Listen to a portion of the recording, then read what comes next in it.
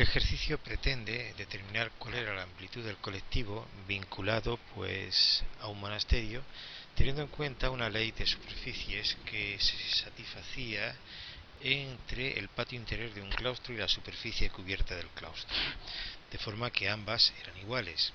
Por eso, para resolver el problema, creamos una función que va a ser la diferencia de superficies, cuyo valor debe tender a ser 0. Aquí sería la superficie del patio interior, que suponemos de una dimensión A, y suponemos la superficie del claustro, que va a depender de la superficie del patio interior y del pasillo. La anchura del pasillo, C, a su vez va a ser función, si consideramos que el claustro se dimensiona para que el colectivo en las funciones religiosas pudieran circular todo el colectivo en 2 filas, se supone que hay 2 filas en que cada fila está mediatizada por la envergadura que tiene pues el individuo, que vamos a considerarla una envergadura de 60 centímetros.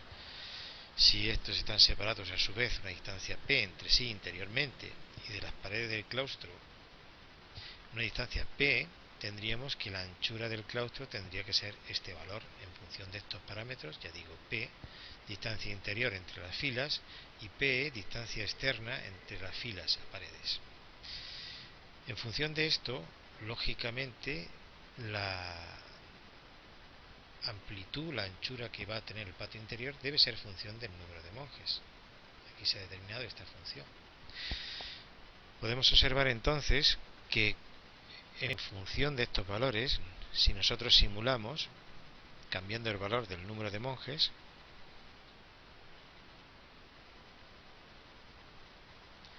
vemos que para un valor de 150 la diferencia de superficies ha aumentado, y que si seguimos reduciendo 130, esa diferencia va creciendo. Luego, lógicamente, el sentido de evolución del número de miembros del colectivo tiene que ser superior a 160, que vemos que va superando,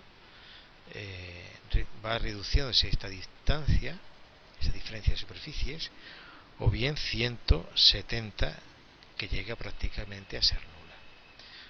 Tenemos que tener presente que todo esto va en función de esta estimación del pasillo externo que queda a los lados de cada fila. Si nosotros este valor lo diésemos de 50 centímetros, vemos que se deshace el equilibrio que teníamos y que de nuevo tenemos que volver a tantear el valor asociado al colectivo de monjes del monasterio. En este caso vemos que si reducimos a 120 pasa a ser el valor negativo, en 130 se va reduciendo, luego el sentido va a ser creciente, 135 se sigue reduciendo, 140 se reduce aún más, 145 se hace positivo, luego debe ser inferior a 145. Para 144 prácticamente nos queda que la diferencia de superficies es de 0,16. Podemos observar, si este dibujo se ha parametrizado, vinculado pues a las dimensiones de lo que sería el patio interior y lo que es el tamaño del claustro, cómo estas proporciones son similares a las que podemos observar en las construcciones medievales de los distintos monasterios que existen en el entorno. Pero en todo caso es una ley que está vinculado pues a colectivos relativamente pues grandes.